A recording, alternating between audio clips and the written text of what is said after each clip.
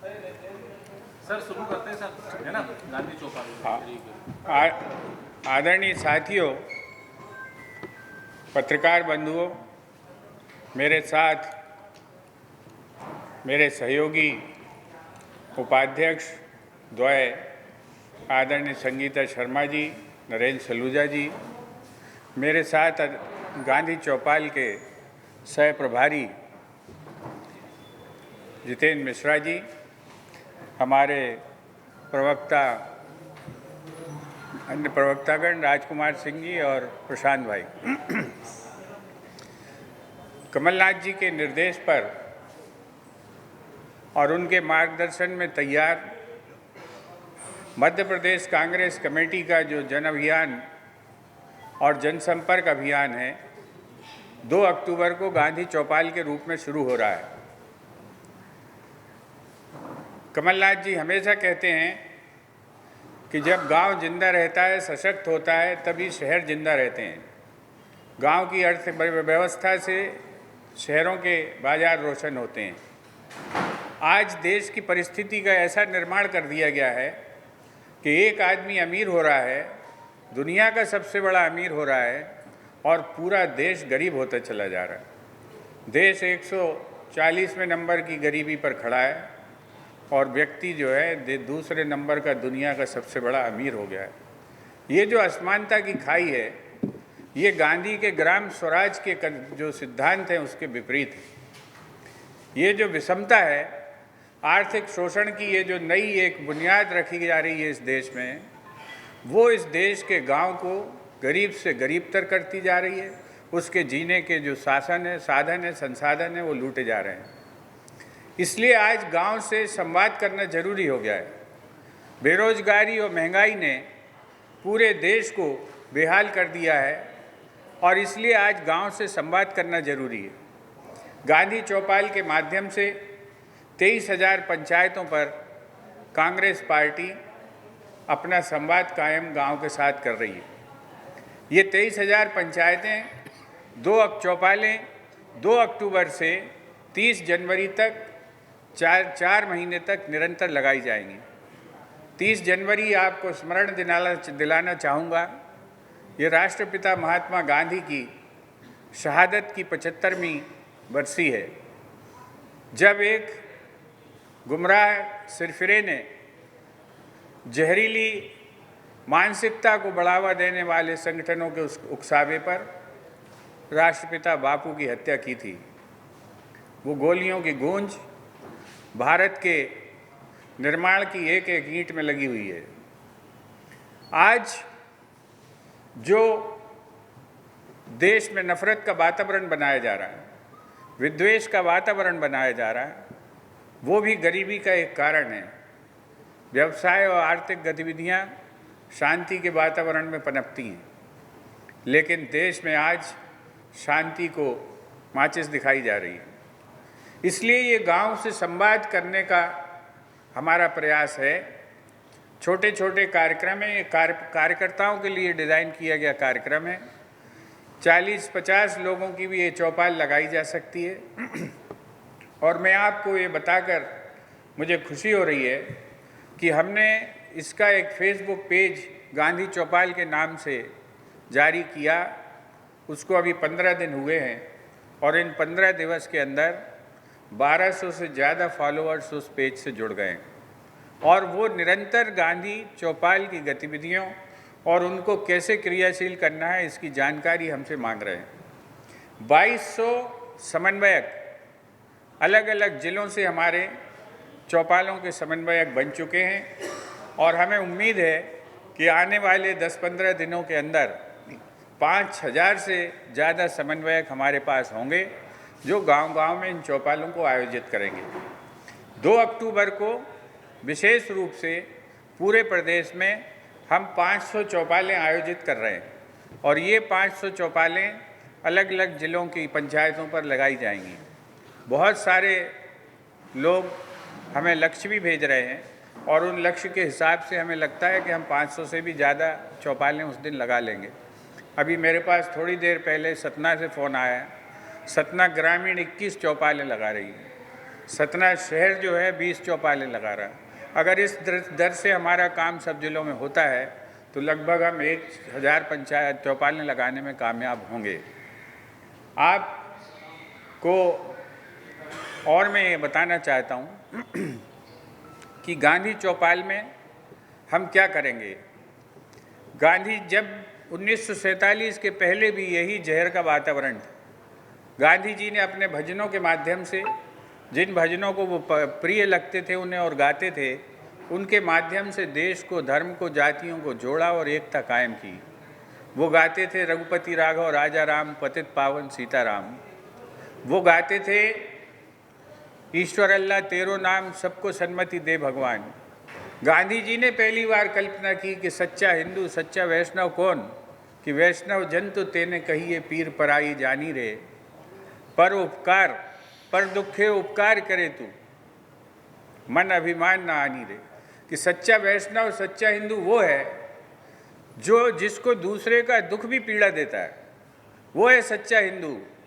और अगर आप उसके दुख से प्रभावित होकर, द्रवित होकर अगर उस पर कोई उपकार करते हैं तो आपके मन में जब अभिमान ना आए कि मैंने उसका उपकार किया, उसकी मदद की, वो सच्चा हिंदू, सच्चा वैष्णव है, सच्चा विष्णु को मानने वाला है। ये गांधी जी की कल्पनाओं के साथ वो सभी धर्मों के भजन गाते थे। वो जो है गुरुवाणी भी गाते थे उनकी प्रार्थना सभाओं में। उनकी प्रार्थना सभाओं में जैन भजन भी गाए जाते थे, बुद्ध भजन भी गाए जाते थे। यीशु की जो है भी बाइबल की गाया जाता था। तो गांधी जी ने इस तरह से देश के अंदर एक समन्वय का, समरसता का और समाज को एकजुट करने का काम किया था।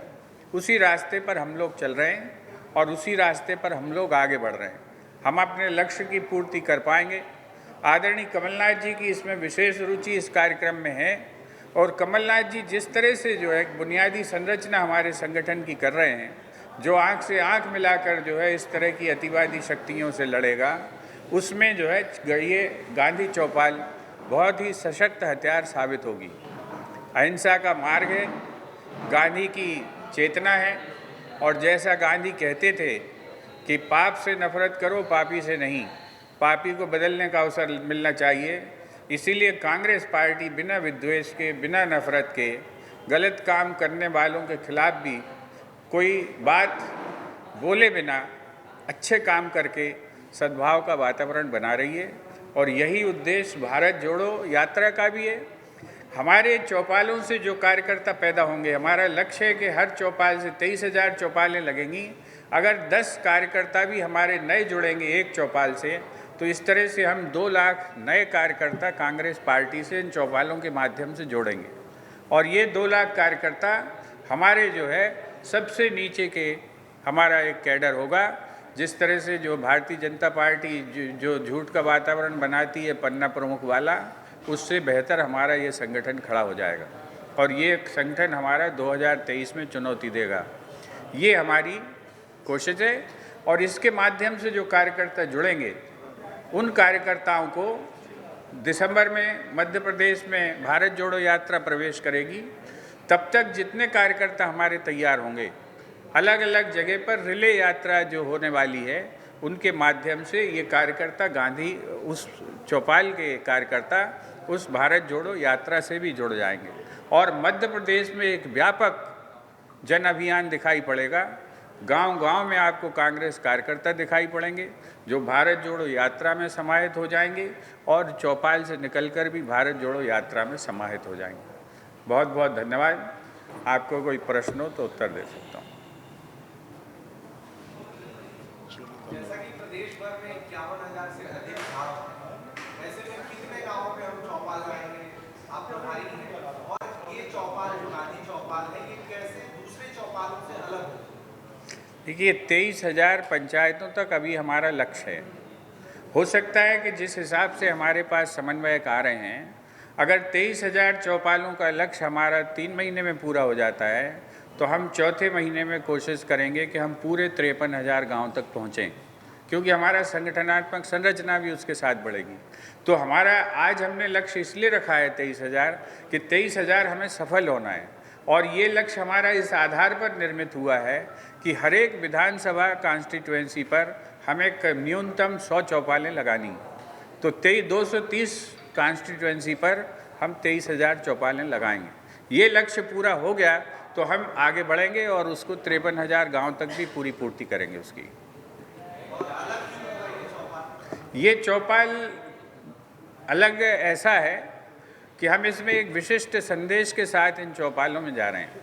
आज आपको मालूम है कि हमारे देश के जो महापुरुष हैं, जिन्होंने कुर्बानियाँ दी और इस देश के निर्माण में अपने आप को बलिदान किया, निछावर किया, आज उनके एक संगठन निरंतर उनके चरित्र हनन, उन पर कीचड़ उछालने का काम कर रहा है, उनके बारे में झूठ फैला रहा है।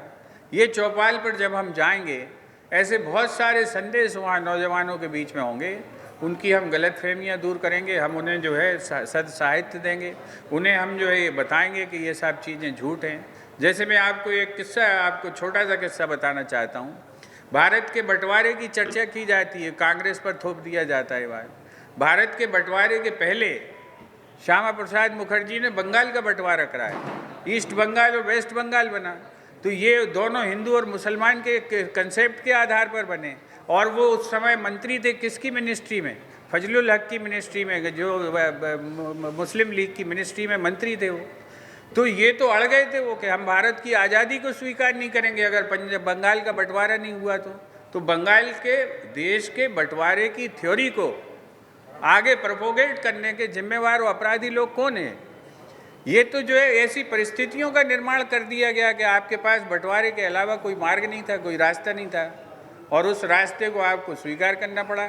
ये बयान है, लिखित बयान है, वो ऑफिशियल बयान है, एज ए मंत्री बयान है श्यामा प्रसाद मुखर्जी के, कि मैं देश की आज़ादी को स्वीकार नहीं करूँगा अगर बंगाल का बंटवारा नहीं हुआ तो ये इसके बाद किस मुँह से ये बातें करते हैं? ऐसे बहुत सारे हजारों झूठ हैं, जिन झूठों को हम बेनकाब करेंगे। गांधी जी की हत्या के 7 प्रयास हुए। एक प्रयास 1934 में हुआ, उसमें भी गोडसे शामिल था। तब तो ना बंटवारे का प्रश्न था, ना आज़ादी का प्रश्न था। तब गांधी की हत्या की कोशिश क्यों की गई? ये सवाल, इसका जवाब देना पड़ेगा। ये जो फर्जी कहानियाँ चल रही हैं कि गांधी जी ने ऐसा कर दिया, बंटवारा हो गया फलाना, तो 34 में क्या बंटवारा हो रहा था? क्या 34 में आज़ादी की घोषणा हो रही थी? तब गांधी जी की हत्या की कोशिश क्यों की? और इसी गोडसे ने की।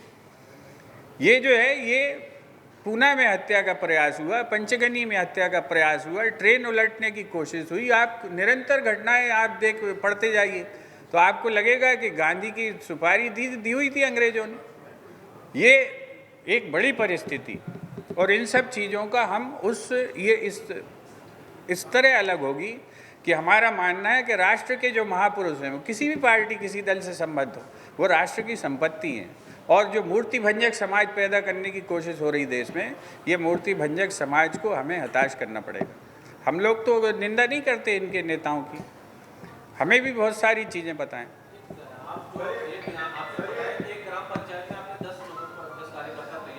50 लोग मान लो शामिल हुए हमारी के, हाँ, डाटा तैयार किया जाएगा। वो डाटा यहाँ पर जो है रखा जाएगा, और उस डाटा के साथ हम वो जो 10 कार्यकर्ता होंगे, हम उन 10 कार्यकर्ताओं से साल भर कनेक्ट रहेंगे। हमारे पास उनके फ़ोन नंबर होंगे। यहाँ से जो है हमारा जो गांधी चौपाल का जो सेल है, हम सब जो यहाँ के समन्वयक होंगे, वो उनसे निरंतर बात करेंगे। टोपी आप लोगों ने पहनी है, इसका क्या संदेश? गांधी जी तो टोपी लगाते नहीं थे, और वो कहते थे कि टोपी में जो कपड़ा लगता है वो गरीबों के काम आ जाएगा।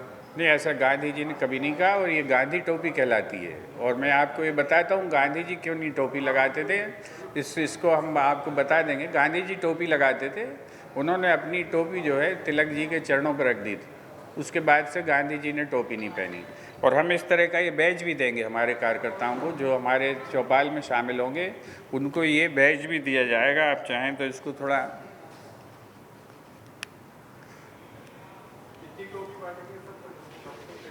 जितने लोग आएंगे सब पहनेंगे। ये टोपी जो है मोदी जी जो पहना रहे हैं उससे अलग है।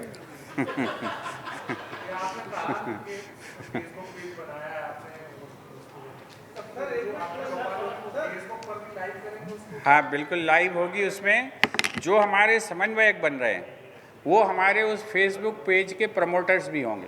हम उनको पासवर्ड देंगे, और वो पासवर्ड के साथ वो वहाँ पर अपना इवेंट जैसे ही करेंगे वो लाइव, वो हमारे पेज पर यहाँ भी दिखाई पड़ेगा। आदरणीय कमलनाथ जी भी देखेंगे और हमारे जो नेतागण हैं वो भी देखेंगे उसको। 2 अक्टूबर का क्या कार्यक्रम है? 2 अक्टूबर को हमारी जो है हम 500 चौपालें आयोजित करने का टारगेट है।